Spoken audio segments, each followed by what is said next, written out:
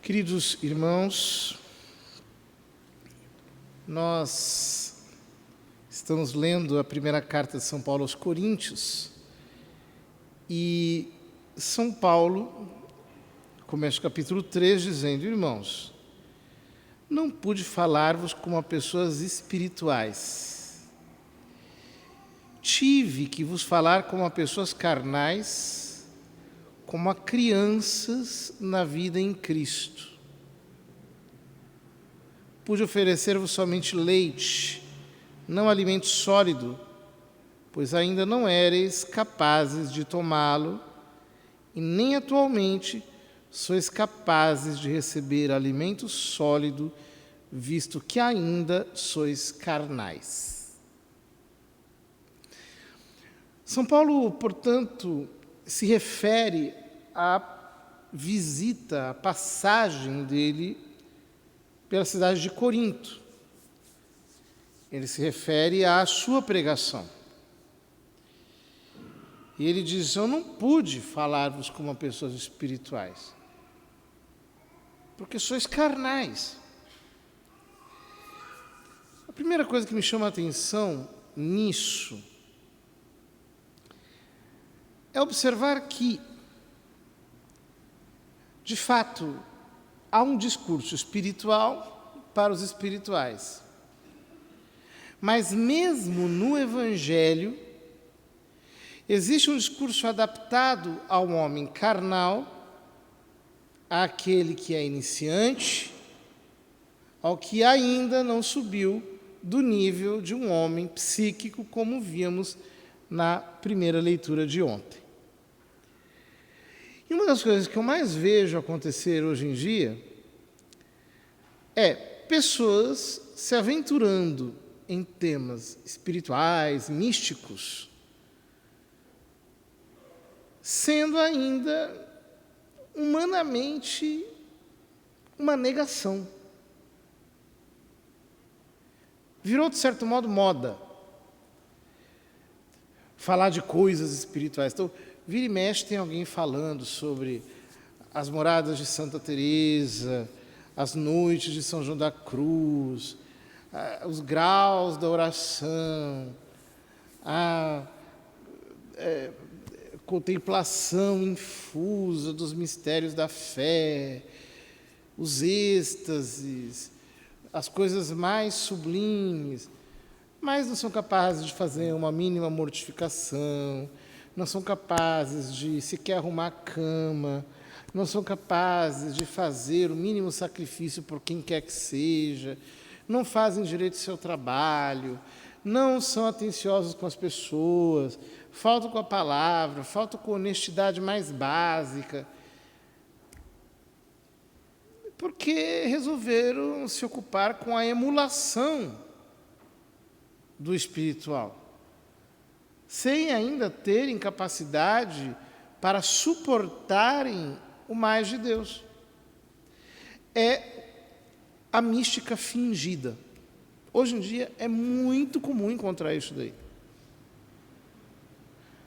Pessoas que têm uma aparência de espiritualidade sobre uma vida extremamente desordenada, sobre a ausência de virtudes elementares. Então, vão falando de coisas sublimes e dão a impressão de serem grandes contemplativos, quando, na verdade mesmo, não sabem lidar com as coisas mais banais desde o ponto de vista humano. Os verdadeiros homens espirituais não se distinguem pela poética, mas pelas virtudes.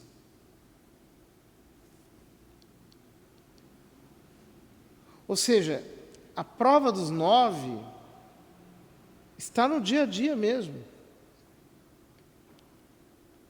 Não na performance exterior. E é impressionante porque a vida se encarrega de tirar todas as máscaras. É interessante que no Evangelho Jesus sai da sinagoga e entra na casa de Simão, São Pedro. A sogra dele estava com febre alta, ele curou, o texto diz, ele ameaçou a febre e a febre a deixou. Imediatamente a sogra de Pedro se levantou e começou a servi-los.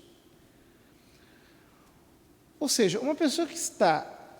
Os padres da igreja interpretavam essa febre como a febre das paixões, a febre dos sentimentos, a febre do homem natural, que está influenciado pela efervescência das coisas da terra.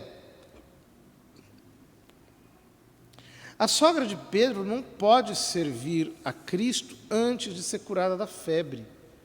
Assim como ninguém pode ser espiritual sem antes ser sarado da efervescência da vida na carne. São Paulo continua a carta aos Coríntios dizendo por que eles são carnais. Ele diz: atualmente não sois capazes de receber alimento sólido. E lá no capítulo 1, São Paulo explica que ele esteve ali falando a sabedoria da cruz. Então, ele anunciou apenas o querigma, apenas a salvação, apenas aquilo que era mais elementar. E disse: olha, eu não pude dar-vos alimento sólido. E diz por quê? As rivalidades e rixas que existem aí no meio de vós, acaso não mostram que sois carnais e que procedeis de acordo com os impulsos naturais?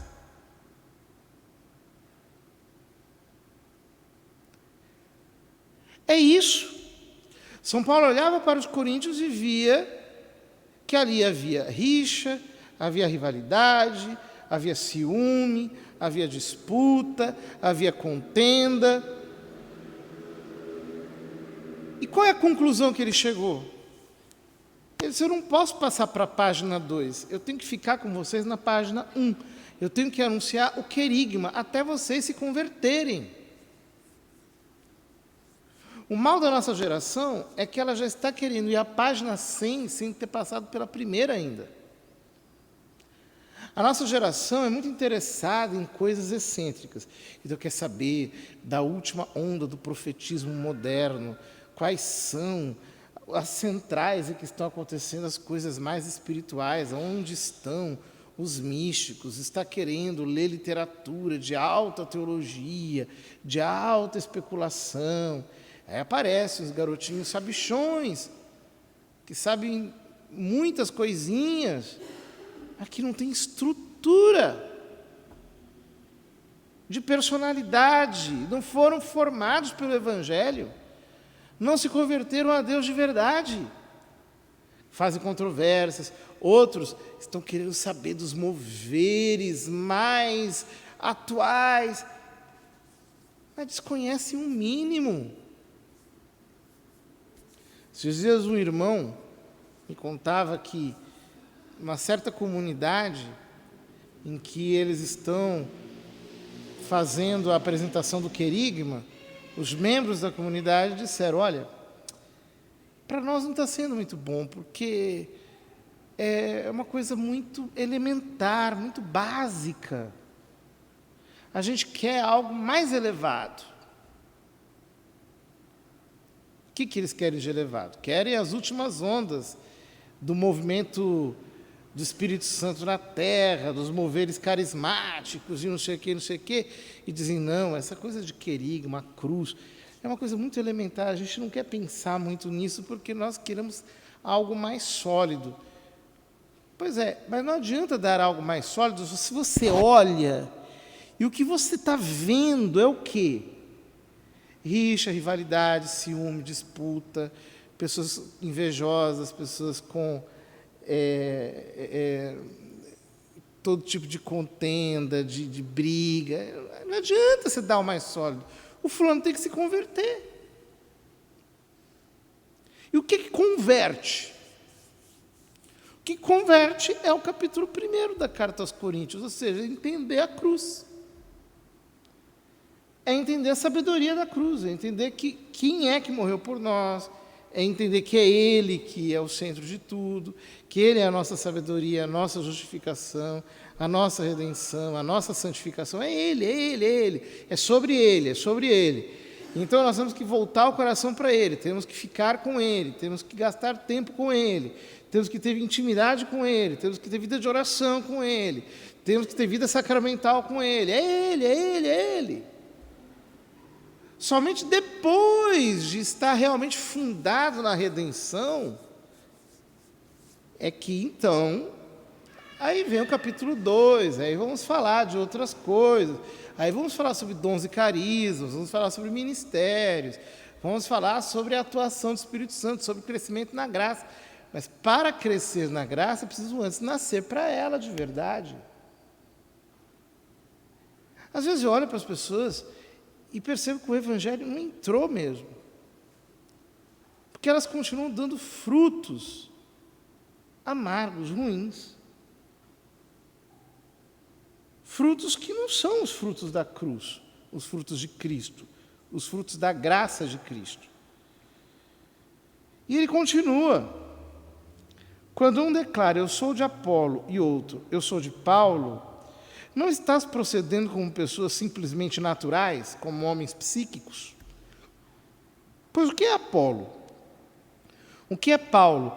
Não passam de seguidores pelos quais chegastes à fé. E cada um deles exerce seu serviço segundo o dom recebido de Deus. Eu plantei, Apolo regou, mas é Deus que dá o crescimento. De modo que nem o que planta, nem o que rega são propriamente importantes.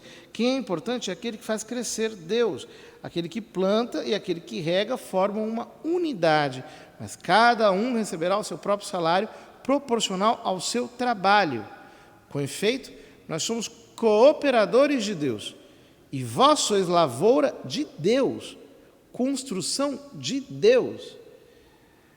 Os coríntios partidarizaram a sua comunidade porque se tornaram seguidores deste ou daquele, de Apolo, de Paulo, e chegaram mesmo, segundo o comentário que São Tomás faz na primeira carta aos Coríntios, a fazer uma confusão, a acharem o seguinte: eu fui batizado por Paulo, portanto meu batismo vale mais do que o seu que foi batizado por Apolo. Confundindo o ministro do batismo com o batismo em si.